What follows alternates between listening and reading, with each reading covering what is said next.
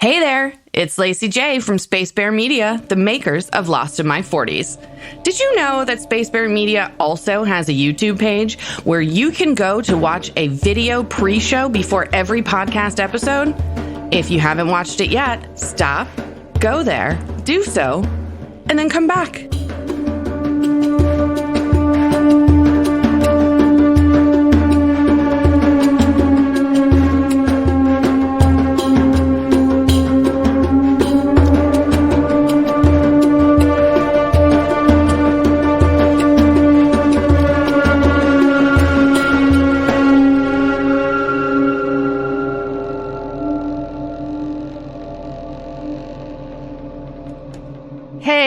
Everybody, welcome back. We are here for episode 8 of Lost in My 40s. It's me, Lacy, and Ben and Derek and Christy. Hey, everybody. Hello. Hi, everybody. Hello. Hello, everybody. That's how I'm going to greet groups of people everybody. From now on. Hello, everybody. I'm a bloody rock god. You're going to be a rock god, baby brother. Okay, so that was last week's recap. This week, we are doing Confidence Man. It's a Sawyer episode, and I am taking it. All right, so we are going to start this week with the power rankings, and we're going to be consistent from now on, starting with the power rankings thus far, and then we'll add to them at the end of this this episode. We've been kind of weird about them, the episodes leading up to this, but we're new at this, and we're getting organized. So, starting with the power rankings, just so everybody knows, each week we rank everyone best and worst, top 3 best and top 3 worst characters. We give you guys our top ones, so you don't have to sit through all of them. And then we talk about who we're going to fuck and who we're going to kill. And each one of those has a point value. Some give points, some take away. And we end up with our power rankings. So, Ben, where are we as of today? I think one thing worth calling out is the best and worst isn't always a character. Case in point, Boone's eyebrows have made it onto the list. That's true. We killed Boone's eyebrows, and I think we killed Heroin last week. And so, correct. Yeah. And then, exactly. I'm pretty sure we killed that fucking song once too, but at least go ahead and give us the top and the bottom. Giggity? From last week, no surprise, Kate still way out in front with 85 points, but Locke really has made a strong showing these last couple of weeks. He has passed Jack and now has 76 points. Jack is still in third place with 46. So Locke's moving. The very, very bottom of the barrel, sorry to say, y'all, it's still Shannon. Though her drop off has somewhat stabilized. She's sort of reverse plateaued, I guess. We've got Michael filling out the second least favorite, and then tied for third, Sawyer and Boone. Okay. Speaking of Sawyer, this week, it's a Sawyer episode. It's called Confidence Man. It is full of dimple action. Dimple-rific. Let's get going. Starts. We are on day 9 of the plane crash. Kate's out on the beach. She's been in the jungle collecting fruit. She comes out and finds a pile of clothes. Sitting on it is a book called Watership Down. And she realizes wait, is somebody naked? And then there's Sawyer in the ocean. He comes out, guys. I was like, how is she not fucking him right now? I don't understand how no sex has happened on this island thus far. It's just absolutely unreal. Yeah, this is day 9, and they still haven't had any sex. And nobody's busted a nut? I can't believe stupid. That. No, I can't believe it either. But he was in the water and it was cold, and Kate made a small dick joke about it. She did. She did make a small dick joke, but then he said, well, why don't you hold your body next to me and warm me up? And I'm like, yes! All right. After that. Would you say you were weak in the loins? I was weak in the loins. My loins are weak for Sawyer. Strong for Jack. Lift rocks. Weak for Sawyer. So, like when he came out of the ocean, it was sort of like his Aquaman moment. So, you know. All right. So zoom back, flashback. Number 1. Sawyer, he's laying in bed with some like hot blonde woman. He's actually being really tender and sweet with her. He's acting like he's in love. He says as much to her. I love you. It says something about wanting to order a chocolate sundae and using her as a bowl. I don't know what the fuck that's about, but okay. And then she glances over and she sees the clock and, don't you have a meeting at 3:30? It's 3:28. And he jumps up because it's such an important meeting that he had completely forgotten about it. And he's rushing to like get dressed and whatever. And he picks up his briefcase and oops, all my money. It opens and just cash comes like spilling out onto the floor. And he gives this look like, and we go back to the present. And we see Sawyer, he's kind of like walking through the jungle back to his quote unquote like house or whatever, where all his belongings are. And the music's really ominous. And we're just kind of wondering, what's going on with Sawyer? We jump back to the beach and Jack is attending to a wound, the wound on the back of Saeed's head because he got smashed with a tree or a club or a 2x4. I know we kind of argued about that last week, but it certainly was not a 2x4. No, I don't think they have a sawmill on the island. Yeah, well, they have polar bears, so they don't have a there cobbler couldn't be either, there so. couldn't be 2x4s. That's true. All right. So he's tending to this like wound on his head, and I prefer the word gash. Like a frothy one. Yes. Yes. Gash. So yes, gash. Great. So anyway, Saeed. What was that? Tara does not like the word gash, apparently. Vincent? Vincent? Exactly. Watch out. That beast has a taste for blood. That was fucking amazing. Oh if my this god. makes the cut, Tara is my dog, so one of them. Oh yeah, I've no intention of removing that. Tara is the sex slave Christy keeps under her desk, who clearly doesn't appreciate us talking about her frothy gash. Bring out the gimp. Oh my god. I don't even know where I was. Okay, hold on. A 2x4 to the back of Saeed's head was where we left off. So Saeed is explaining to Jack what happened, and he got the flare to work, and he got the signal, and then, he got attacked, and he says, he tells Jack, I will do what I need to do to find the man responsible. So Saeed's pissed. Sawyer, I like how but I love how they call attention to the man. He's very, very adamant about using the word the man responsible. Well, of course, because women don't go around hitting people with 2x4s. No. They can. I guess men are the only ones with wood. Oh. You see what I did there? Yeah, Yes. but that's not true. Some women have penises. Let's just make sure that we are not being exclusive. That's true. All right, so Sawyer, he gets back to his belongings, and there's Boone, and he's like rifling through them. Whop, whop. And Sawyer says, what are you doing in my stuff, son? Like before he beats the ever-loving bejesus out of him.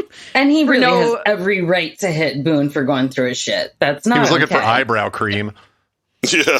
What the fuck is eyebrow cream? I don't know, but Boone needs it. Yes, he does. You gotta keep those fuckers tamed. It's interesting how it cuts from Boone about to get his ass kicked to where he says, this is going to hurt a little bit.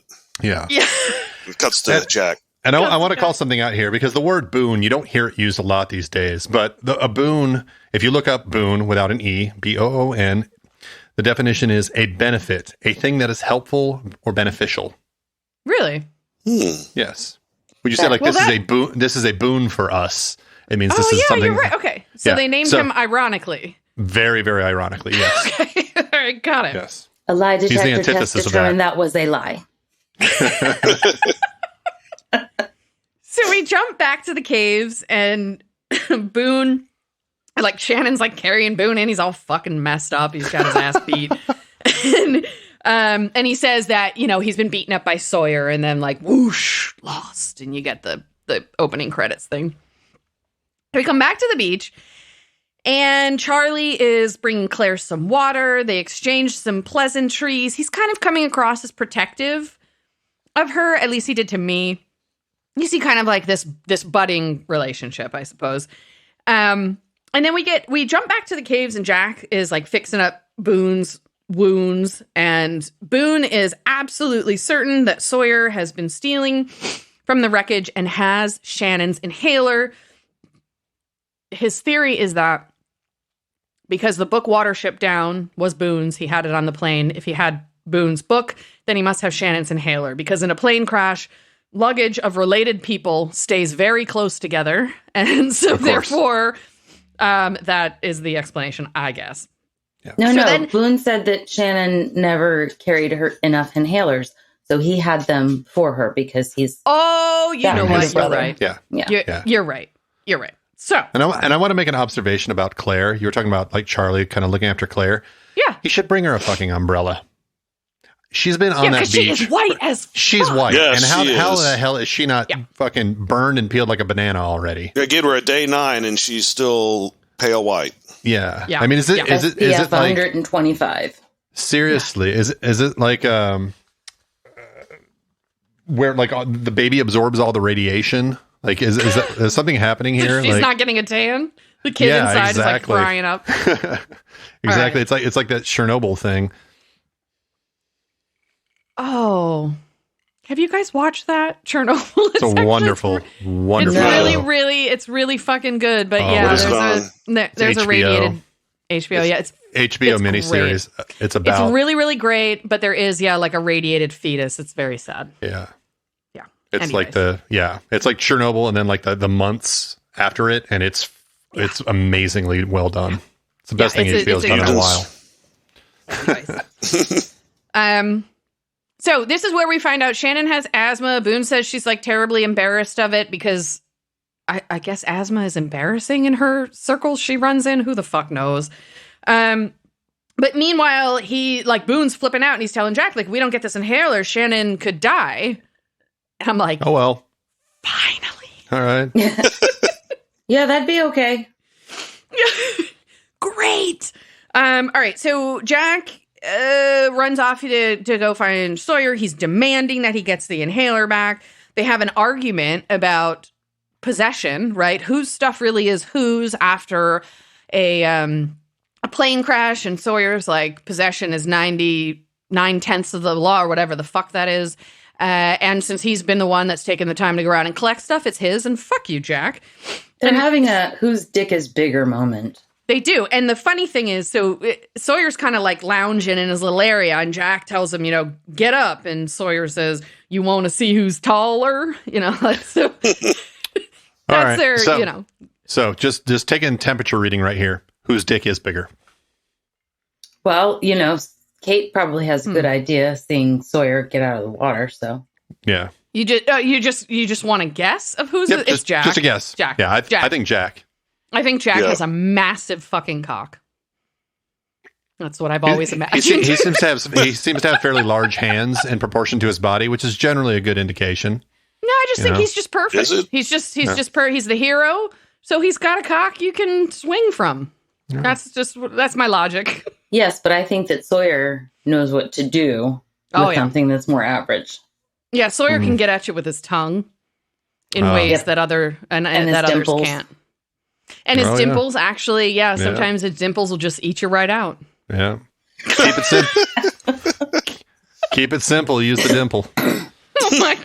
Oh, my God. All right. So Kate comes in. She, breaks up their little boy fight, and it's a very tense sexual moment. And then we go to flashback number 2. So Wait, is it a tense sexual moment? Every single moment with Kate on the screen is a tense sexual moment for me personally. So I may be projecting that. I'm just wondering if there's two guys fighting and you imagine yourself as Kate. Therefore, you were seeing it as a sexually tense moment. I didn't really pick up on that so much. Probably. I mean, if I was her, I would have found ways to end the fight by putting body parts in holes of mine. And Jesus. And just went right that there. Would have been that. Damn. I had a Watership Down right on him. What? So that don't make no sense. It's the book he's reading. All right. I understand that, but as a metaphor, it's somewhat tenuous. And the margarita you're drinking. Yeah. Well, flashback number 2. Oh. After Sawyer's "oops, my money fell out" moment, he tries to explain to Jessica, I believe we know is her name now, that he has just got this too good to be true oil deal. There's some drilling going on that is government-sponsored bonds. It'll triple his money as long as he's got $300,000 to put into it. Only problem is, I only got $140,000 in this suitcase. Where will I get the rest? So Jessica suggests she just might be able to supply that money if she asks her husband. Uh-oh. The plot thickens. Yeah. I mean, so clearly, like, unless you're a fucking idiot like this dumb bitch Jessica, clearly he's running a con on them. Okay, so we're back on the beach, and Jack and Kate are having a little chitty chat about Sawyer and his annoying behavior. And Jack just, like, straight up tells her he fucking wants to kill Sawyer. And she's like, well, why haven't you? And he replies, we're not savages, Kate. Not yet. So Kate goes off to mediate again. She's going to Sawyer. She's going to ask him, you know, like, what he wants for the...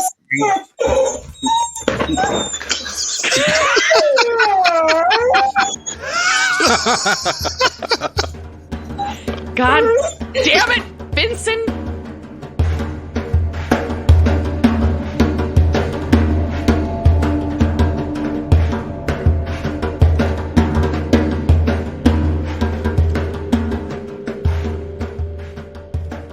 So Kate, as the mediator between the male egos that she is, she heads out to ask Sawyer, you know, like, what the fuck do you want? Give us the inhalers. Shannon's dying. I know nobody cares that she's dying, but we're going to have to pretend like it. So he said, well, first, I should say specifically what she really says is, what do you want? And he replies, Freckles, I got so many answers to that question, I don't know where to start. So, of course, she clarifies, what do you want for the inhalers? And he says a kiss ought to do it. And I'm like, yeah. I don't know. You know, there's the part of me that's like, everyone's on this island. I don't know. Obviously, there's probably some toothbrushes like that people have packed. But I just have the feeling that everybody on this island by this point stinks and their breath is awful. So the idea of like a kiss, I'm sort of like, yeah, I'm not so sure. Yeah, well, they have aloe, you know. Son taught him to use aloe. Yeah. Yeah. I mean, I see what you mean. Maybe making out isn't the best. Just some like facing away, fucking kind of thing. Yeah, I think mostly just like doggy style in the bushes. That's what I was thinking. What I'm feeling. So after Sawyer asks for this kiss, Kate, she challenges him, and she mentions that she's noticed that he carries around this letter and that he's very delicate with it. And so she tells him, I don't buy it. You try too hard, meaning to offend people. And she thinks that he's actually got a soft side that he's hiding. And he gets really angry that she mentions the letter and hands it to her and tells her to read it out loud. So she does. And the text of the letter is as follows. Dear Mr. Sawyer, you don't know who I am, but I know who you are. And I know what you done. You had sex with my mother, and then you stole my dad's money all away. So he got angry, and he killed my mother, and then he killed himself too. And she finishes reading it, and there's a little moment of silence, and then Sawyer says, now how about that kiss? So we jump away from that, and we're back to Saeed trying to figure out who it was that struck him. And he is questioning Locke at this point. And Locke says he was skinning a boar. He didn't have time to go off and attack him. He suggests that Sawyer might be the culprit since he is doing well for himself on the island. He's amassed a fortune, essentially, of people's belongings. he's doing well, and besides, it looks like he kind of dislikes Sawyer anyway. Or, excuse me, Saeed. Anyway, and Locke says to him something really curious. He says, whoever struck you has a reason to not get off the island, which to Saeed, that's supposed to exonerate Locke. But of course, to those of us who know Locke's story, he could actually be implicating himself at this point. Because he might want to say because he can walk. Yeah, because he can walk on the island. He's doing his walkabout. He's slaying pigs. He's not back in his pathetic life. So his roll around. No more TPS reports. Right, exactly. No more Randy. So Saeed is being like, well, Sawyer had set off the other rocket, and so that can't be it. And Locke suggests that he used a cigarette to delay the fuse, the ignition of the fuse. So meanwhile, I'm going to say if you're trying to time something, a fuse delay based on a cigarette, it doesn't make any sense. Poor it's not going to be very reliable. Not reliable at all. Yeah. I mean, I get it. Like a clever person might do that if they needed something to be delayed, but if you needed it to be timed, no. All right, so I don't buy it. Meanwhile, back in the caves, Shannon is having trouble breathing because she doesn't have her inhaler and because she's panicking. And my vajayjay is getting wet at the thought of her demise. Jack uses his newly injured shoulder to punch the answers out of Sawyer. Suddenly his injury doesn't hurt so much when he can give Sawyer a big fat fucking beating. And that dimple power. Because he pulled that heroin out of the fire. Is that what it is? He's jacked. So he's beating the shit out of him, and then the rest of the people in the cave kind of start giving him like, holy shit looks, because you're supposed to be the hero guy. You're not supposed to be beating people up. So he restrains himself, and then Sawyer, always in a taunting mood, says, been telling you since day one we're in the wild. And that leads us into flashback number 3. What are you laughing at, Beth? Your Sawyer impression's pretty awesome. Well, country accent. All right. Yeah. So flashback number 3.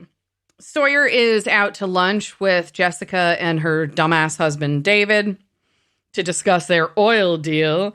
And Sawyer's brilliant idea to gain David's trust is to hand him the briefcase of $140,000 to ask him to just hang on to it while he's thinking the deal over. And I don't know about you guys, but I feel like if I was out to lunch with somebody and they just like randomly handed me a briefcase full of $140,000, trust in them is not the thing that would be formed. No. For me. Not at all. I am enjoying the Peter DeLuise cameo, though. What? Who's Peter DeLuise? Oh, it was? The husband. I didn't even Well, thank God you were here. Michael DeLuise. Michael DeLuise? I thought it was Peter DeLuise. This is Michael DeLuise as David. Are you Googling it? Still one of the DeLuise kids.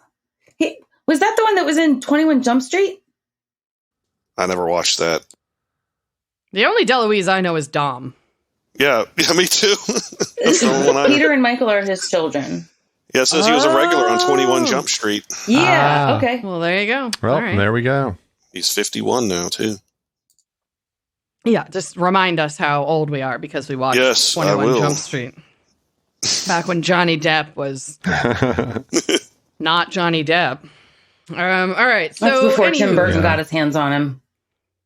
It made him all weird. Seriously. Scissor hands, yeah. So, all right. Yeah, I always feel like I feel like Johnny Depp's entire life is scored by Danny Elfman now. Like everywhere he goes, it's just like dun, dun, dun, dun, dun, dun, dun, dun, dun, dun. Sorry. I don't think he was dun-dun-dun through that lawsuit he's been in for the last year or so. No, probably not. That was more like... God. All right, so back on the beach, outside of this flashback, we go back to Charlie and Claire, and they're doing laundry together, hanging up stuff that was washed somewhere. And he is desperately trying to convince her to move to the caves, and she does not want to go.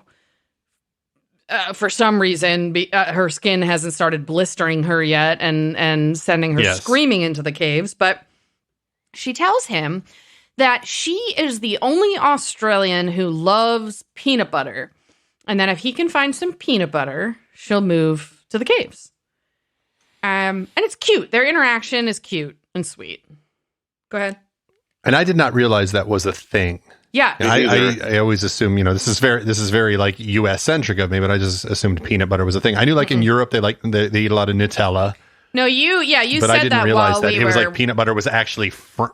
Yeah, well, you said that while we were watching the episode itself, and I was surprised that you didn't know that. That people outside of the United States think that we are gross because we eat peanut butter, and that we mix it with jelly, like a peanut butter and jelly sandwich. That's something the rest of the world thinks is gross.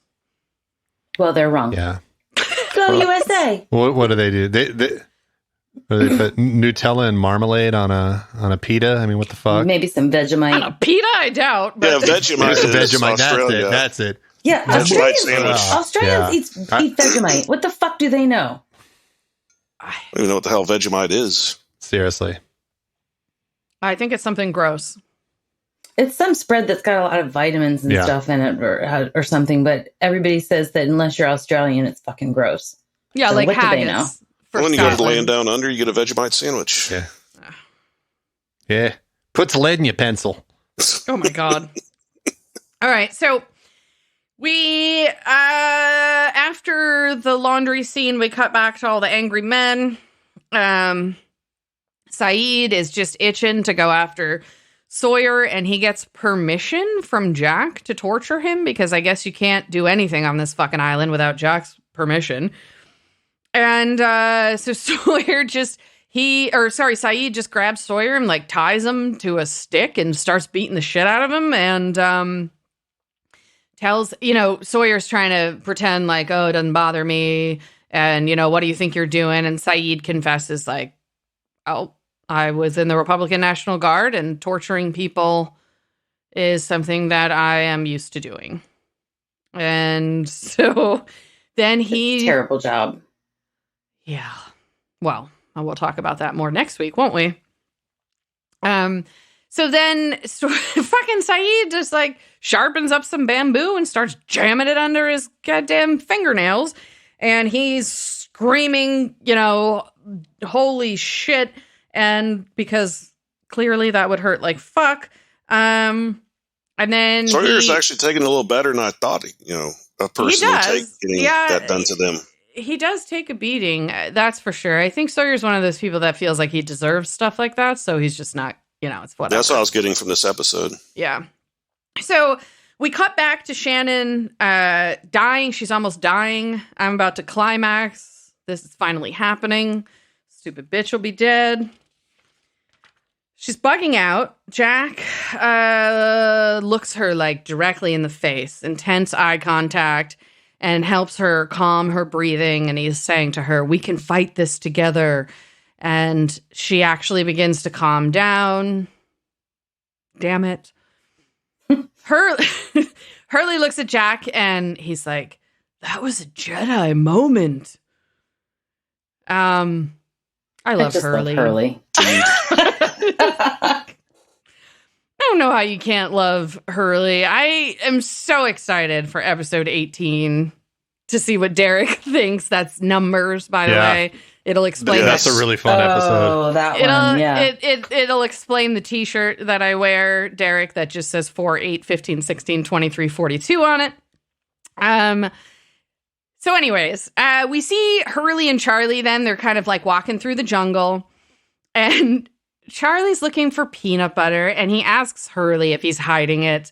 And Hurley gets really mad. Like, just because I'm fat doesn't mean I'm hoarding food.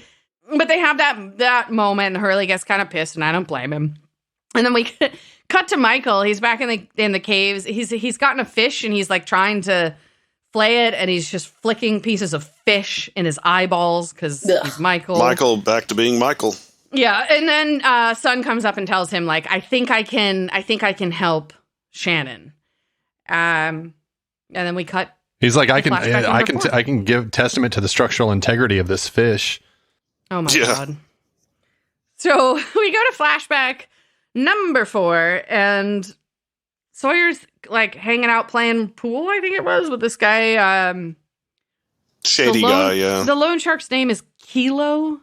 I don't know why I feel like that's really stupid. It's a pretty good name for a criminal. I guess.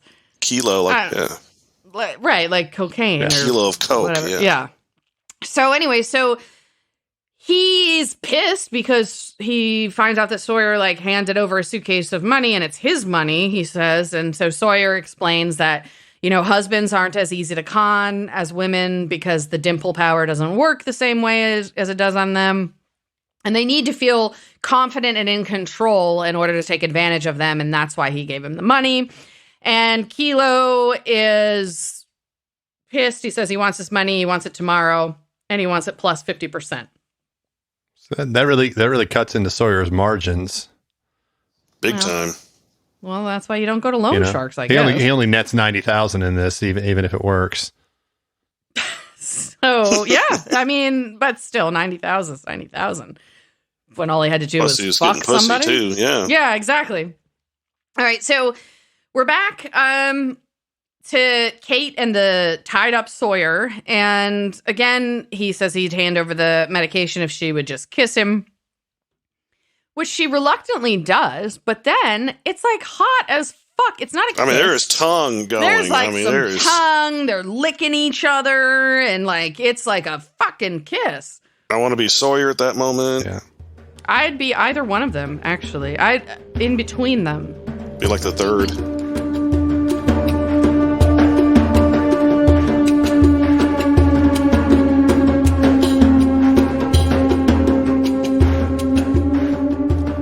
Hey, Ben. Yeah, babe? Got any special occasions coming up that you need a card for? Is this a trick question? No, it's an advertisement. Is this about barbcards.com again? Bingo. So I suppose you're going to remind me that each handmade card is only $1.50. Mm-hmm. And they don't come with busy backgrounds or flowery poetry? You got it. Barbcards.com offers to-the-point communication within several different categories, including our favorite, potty mouth. And if you can't find what you want, barbcards.com can do customizations. Can I still get all of my cards for no more than $4 shipping, no matter the size of the order? You know it. Barbcards.com has got all you need. Hey, Ben. Oh, my God. What are we selling now? Merch. Our merch? Yes, sir. Shirts, coffee mugs, wine tumblers, bottle openers, stickers, magnets, and more. Your choice of product and your choice of Space Bear Media graphic from any of our podcasts. Please tell me we're not making merch now, too. Of course not.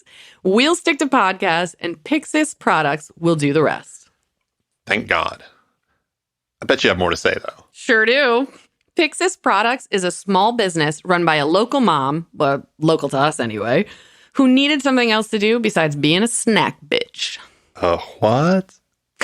A snack bitch, also known as a mom with a young child. There's still more, isn't there? Yepers! Pixis Products works with other small businesses for supplies, art, and other collaborations at every opportunity, including ours.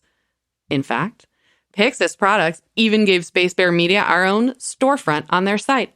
You can find us at shopspacebear.com. Say what? You heard me. Go to shopspacebear.com and buy something.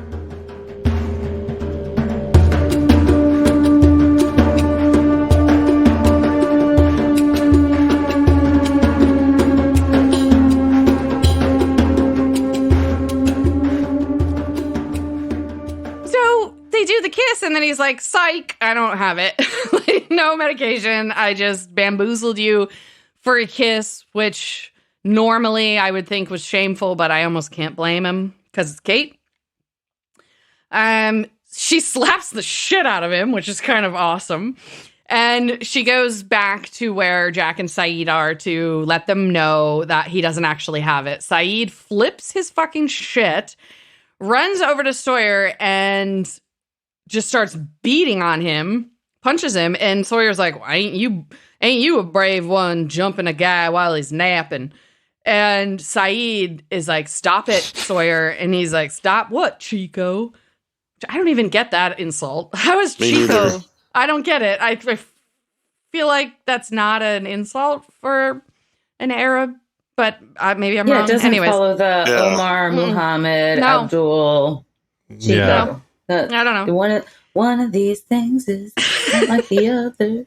I mean, he had the shit beat out of him, so maybe he's just off his game. I don't know. But Saeed flips the fuck out and stabs him in the arm. And here comes Jack like, you hit an artery. Sure. Yeah. Okay, like you ascertain that in 5 seconds. Yeah, well, just look that up. You hit an artery. Yeah. And so Jack's like, jumps in and he's going to stop the whole thing. And fucking Sawyer's like, oh, man, don't stop him. My sinuses are almost clear. Like he's just taking it all in stride. And so Jack's saving his life or whatever, and Saeed goes back to the cave where we see Shannon just being weak and trying to die, and she's like telling Boone, like, don't leave me alone. Just, shut up, Shannon. Sun is in the cave, and she's like giving Michael instructions on how to help her help Shannon, I guess, and Jin walks up and gives them kind of a look like he's going to interrupt them, and Sun just turns and just without a word just walks away like, I am not taking your shit. And Michael looks at him and says, don't, man, I'm telling you, don't. I don't know how he's supposed to understand him, but clearly he got the body language. Was like, I don't want your shit. I really love that moment. That was a good moment. It says like she understands at that point, like she actually does have leverage because if he wants to keep them isolated on the island, if she takes their side, then he is truly alone. Yeah. And I think he's starting to understand that. And I think I like that kind of dynamic. Yeah. Yeah. Agreed. So we cut back to Jack, and he's like trying to save Sawyer's life, and Sawyer's taunting him the entire time and just telling him that, he should let him die, but he knows that he won't because Jack wants to be the hero again. And then Sawyer tells Jack that if the tables were turned, he would watch Jack die. Yep. And that goes into flashback number 5. So Sawyer, he heads over to Jessica and David's house. They're going to finalize the deal. And everything is going great. Looks like we're going to shake hands and trade funds. And then a little boy walks into the room and asks, will you read this to me? He's got a book or something. And it's clear that Jessica and David have a child. Wouldn't you think that maybe like a con man would have researched his mark a little more thoroughly, and he would have known that they have a child? Well, also, I mean, he's fucking this woman. You think she never mentioned that she had a child? Clearly he knows she's married, but yeah, of course. But the reveal this way is a lot more dramatic, so. True. She must not have had very bad stretch marks or something. So he didn't know. She was trying to get in on this government thing for some vaginal rejuvenation. Oh boy! Yeah, the doctor threw an extra stitch. Oh God, you guys. So Sawyer, he's like, the deal is off. Of course, David's all, what? What are you talking about? And he's just like, the deal is off. He throws the suitcase full of money on the floor and leaves. Why? I don't know. I don't know. He's got a loan shark who wants his money back, but he's just going to leave it there on the floor. And he rushes out, and that's that.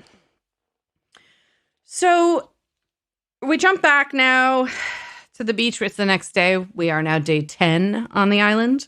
Sawyer wakes up on the beach. His arm is all bandaged up, and Kate is standing there kind of looking at him. And she confronts him again and says, it's almost like you want to be hated, which we kind of touched on a little bit earlier, Derek. You said you had gotten that impression too, where like he just, he feels like he deserves to be hated. Yes, definitely. Right? So he instigates that. He brings it upon himself, and Kate calls him out on that. And so she explains to him that she's got him figured out because she looked at the letter again, and she realized because of the bicentennial label on the envelope that the letter was too old to be written to Sawyer, and that it had to be written by Sawyer. Dun, dun, dun. Big reveal. So he tells Kate what happened. He tells the truth that a con man ruined his family, took advantage of his mother. His father killed her, killed himself. And when he was 19, he was in, I guess, to another loan shark or something, but he owed $6,000 in debt. And he realized that the easiest way to get the money was to become a con man himself. And so he assumed the name of the man which he had been hunting since he was a child, and he became Sawyer. So they give a moment where they look at Kate's face, and she looks like she's gut-wrenched, right? She feels horrible for him, and he says to her, "Don't you feel sorry for me?" Did you say sploosh? Yeah, she splooshed over that, I guess. And he said, "Don't you feel sorry for me?" And then threw her out of his house, I guess it is, that he's had built himself. Back in the caves, Sun has created a plant remedy of crushed eucalyptus leaves that she had sent Michael to go get for her, because clearly everyone from Korea understands natural remedies. It's not at all a stereotype. It's definitely a true thing. So she makes up her... Go ahead, Christy. I can see you want to say something. Well, in some societies, even if you're not going to use the skills, you have to learn them to become a very accomplished woman. I suppose. I mean, you could be right. I just thought it was another lost moment where we play into stereotypes too. Absolutely. That's quite possible as well. I mean, she was a rich guy's daughter. What does she know about herbal remedies? Yeah, exactly.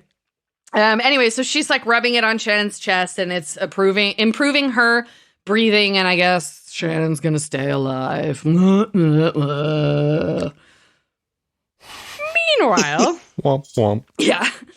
So, meanwhile, Charlie convinces Claire to move to the caves. How? He brings her fucking pretend peanut butter. Okay, he tells her... I hated this moment. Yeah, okay. This scene was dumb. So he tells her he has peanut butter. She gets excited. He whips out an empty jar and starts like spooning it out with his hand as if, like, oh, play with me. And she does. And okay, that's fine. I mean, I get it's supposed to be cute, but I'm telling you that right now, if I'm in a fucking plane crash and my life has gone to shit and you tell me that you found peanut butter and then you whip out an empty jar, I'm going Lord of the Flies on your hobbit ass. Fuck you. That's not nice. That's not nice. Anyways. I almost feel like he pulled out the empty jar and $140,000 fell out. Oops. It's like why he's running a super short con on her right now, and he's not very good at it, but somehow he pulls it off. Well, he does. You got to give him that. Yep. He pulls it off. And the moment they share is sweet. It's cute. I get it. I was just still reeling from the fake out. It was not cool. No, it's not sweet. Because at first there I was thought no peanut butter. It was nothing. Peanut butter. Yeah, but that's what I'm saying. You can't be fucking around with people like that. Especially not when it comes to peanut butter. Yeah. And then they cut over to Hurley sitting under a tree eating a big old thing of Jif. Fooled you. Fooled you. So, all right. So we cut to Kate and Saeed, and he tells her that he's leaving. Like he's leaving the camp. He's leaving the caves. He is going off on his own. He feels horrible that he tortured Sawyer. It was something that he promised himself that he would never do again. And so he's heading off. And she says that he shouldn't go off into the jungle, that, it's not going to be safe. And he tells her, I have worse things to fear than what's in the jungle. And explains to her that the reason that he's leaving is that he wants to map the island so that he can bring back that information to people in the camp. And before he leaves, he kisses her hand and says, I hope we meet again. And then we get another music montage, check in with the characters kind of thing. Before the episode ends, we see Charlie and Claire moving her from the beach into the caves. Boone and Shannon look like they're having a loving moment, brother-sister moment. They're kind of getting along. Cuts to Sawyer leaning up against a tree, sitting on the beach. And he is holding up the letter with a lighter underneath. The flame is almost touching it, and then he pulls it away just before the letter burns because he's still unable to let go of the past. And then the last image we see is Sayid heading out alone down the beach, and then lost. And that's the end.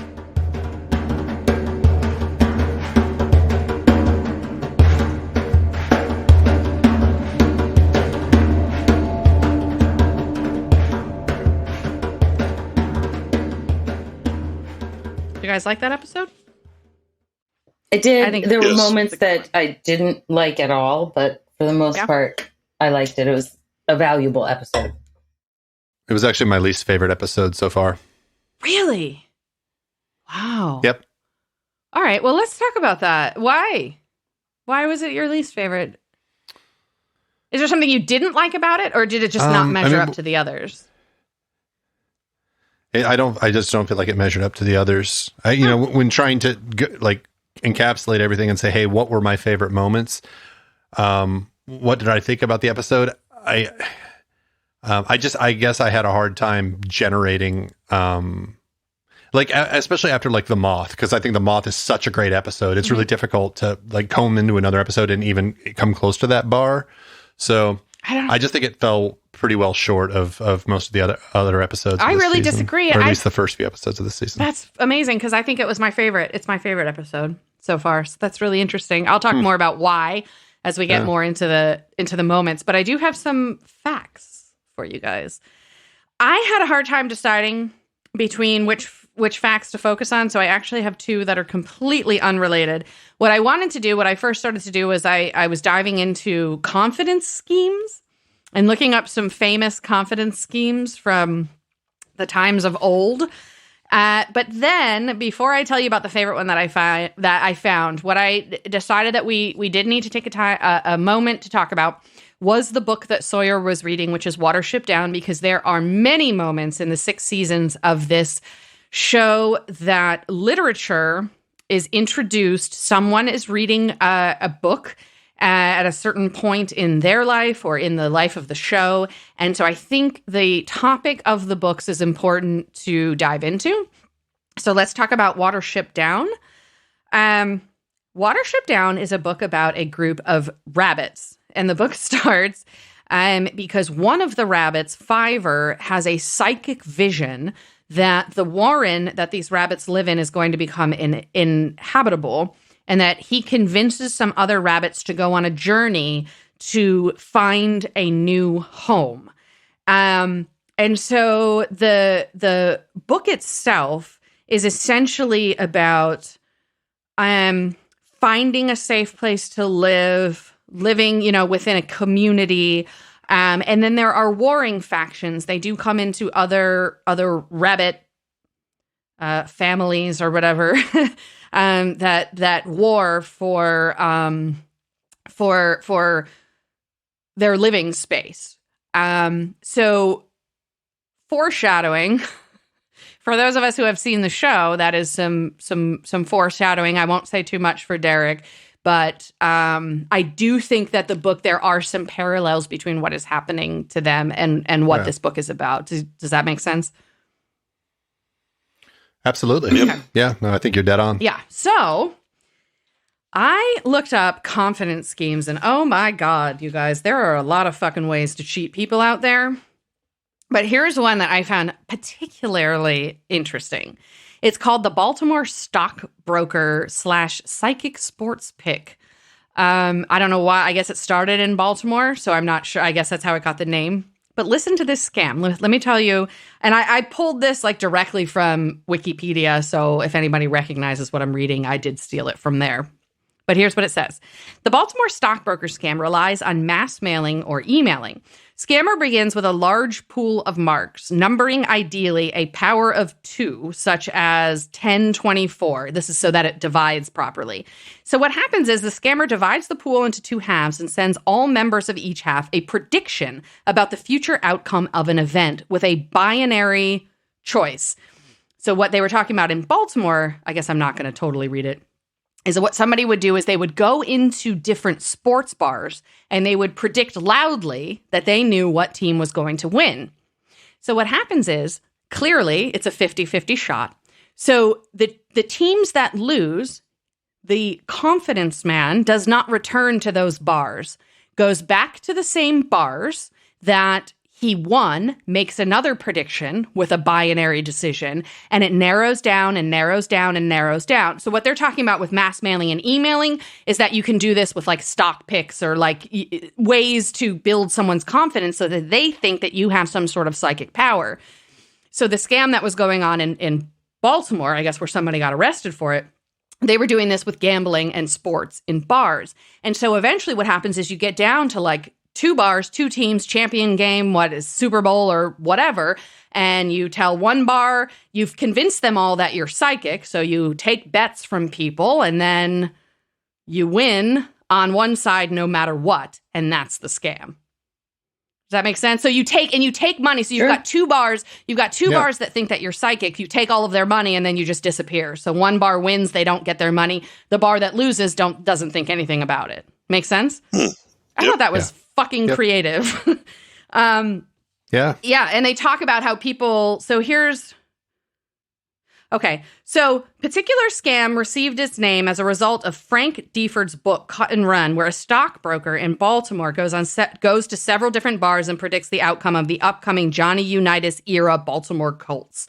And so that's where the name comes from. And so they just whittle it down. It's a long con. You know, it's going to take weeks to do it. And then they take all your money because you think that they're psychic. Isn't that something? Yeah. That's cool. So, yeah, I thought that was kind of interesting. Baltimore was the smartest city. Well, for the listeners, that's where Christy lives. Yes. So, all right, let's talk about best and worst moments. How about Christy? Best moments, Michael telling Jen, don't.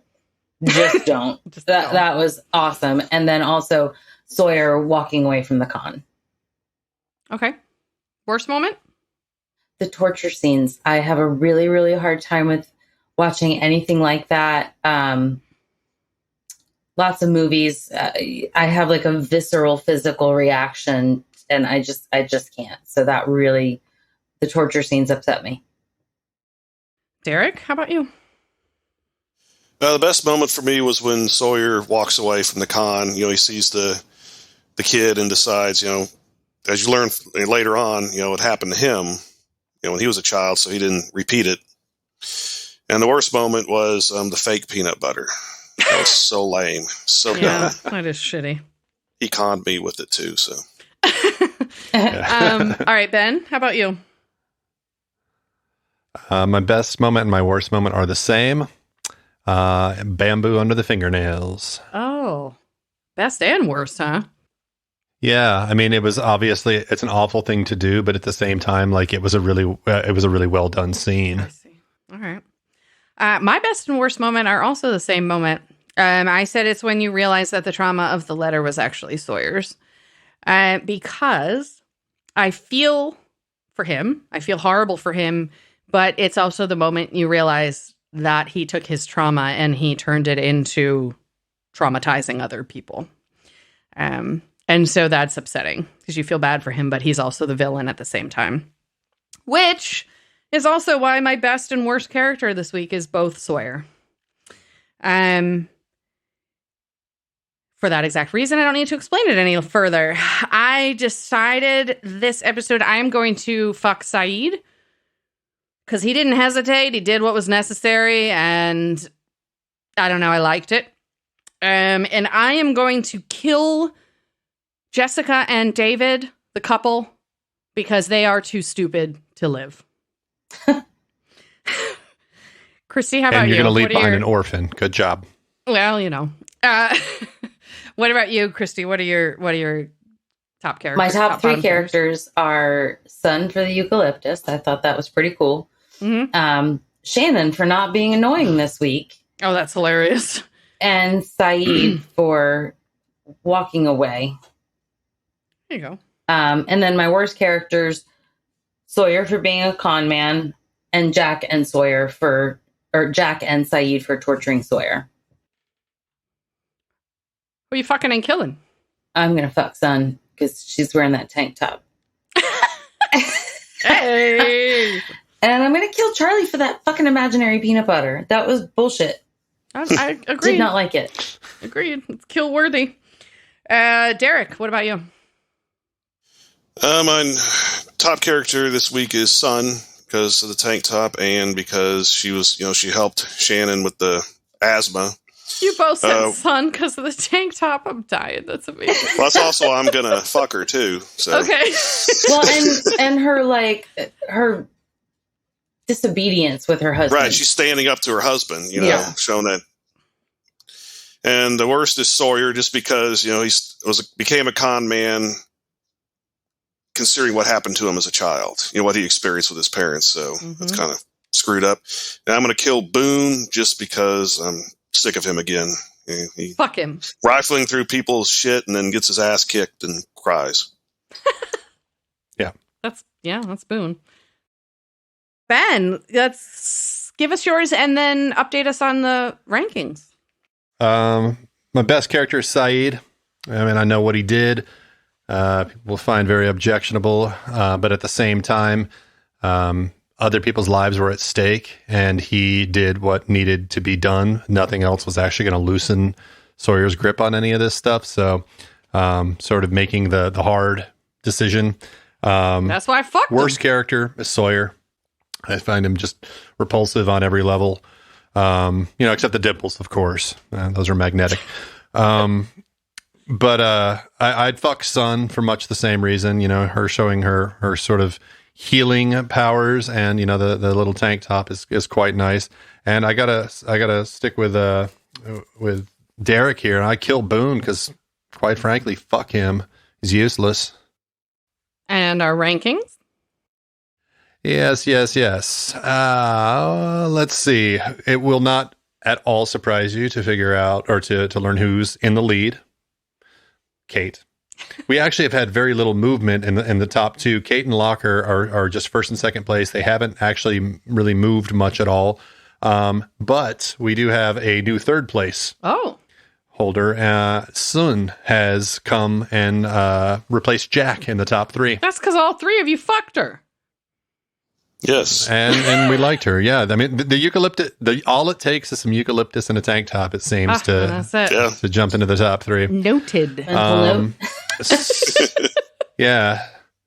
So we actually have, for the first time, now Shannon is still a bottom dweller, but for the first time, I think we're actually, again, seeing her sort of stabilize. She's not racing downward anymore, and other people are catching up to her.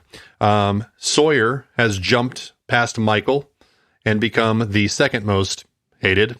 And then Boone shares places with Jin now in third place, and Michael has dropped out of the bottom three. So we got some movement. It looks like Michael's starting to become less hated, Sawyer more so, and I feel like Shannon's probably going to be maybe coming out of the bottom tier over the next couple of weeks. Interesting.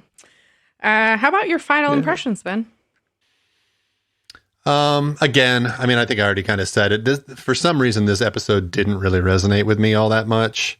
I mean, it had some moments to it. I like, the fact that it brought people, sort of their worst sort of instincts out, or their, even their training. In the case of Sayid, it brought those things out. I guess as bad as it is, I didn't necessarily, given the situation, didn't find it as reprehensible as some other people might. So, while it, obviously creates sort of the moral conflict, and Sayid sort of takes his leave because of that. Outside of that, like the confidence schemes and all that type of stuff didn't really move me a whole lot. I'm not really sure why. I just didn't really jive with this episode for some reason. All right. My final impressions is the complete opposite. It's my favorite episode thus far. But I think it has to do with the fact that it's kind of personal for me, simply because I was a child of trauma. And so I relate to Sawyer in a lot of ways. And I understand how it can be easy to give in to that trauma and not be a good person. And I think the idea of Sawyer having the ability to, or the chance on the island to maybe get past that and potentially redeem himself, to me is a good story. And I also like how we got some insight into Sawyer is that he's not just a dick, he's a damaged person. And, damaged people are a big theme of the show itself. And so, for me, it was an excellent example of that. And so I really loved the episode. Christy, how about you? I enjoyed having Sawyer's backstory and, learning that he wrote the letter and all of that. So I really, really enjoyed this one. I don't have much more to say about that. It's a really good episode. I loved the Sawyer backstory. Okay. Derek, what's your final impression and what are your questions this week? Yeah, I'm with Christy. I like the backstory about Sawyer's, kind of explains why he's such a piece of shit. And I also learned that, obviously Saeed had a bad past, with his experience in torturing people, which I'm sure we're going to find out about that soon. But my biggest question my biggest question is actually what happened to the real Sawyer, the one who traumatized me. You would like to know who is the original Sawyer? Right.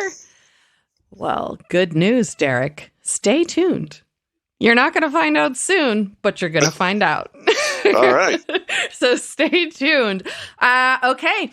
That's it, guys. That's episode 8. And next week, please join us for episode 9. It's a Saeed episode. It's called Solitary, and Christy will be bringing it to us. And we'll see you then. Thanks, everybody. So excited. Bye. Bye. Bye.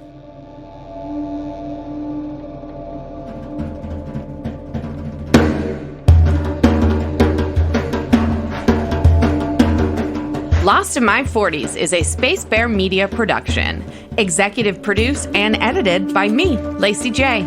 Sound engineering, editing, and original music by Benjamin Trim. Like and follow Lost in My 40s on Facebook to interact with your hosts. Plus, follow Space Bear Media on YouTube to watch our episode pre-shows. You can also find us at SpaceBear_media on Instagram and Twitter. Or come to our website, spacebearmedia.com.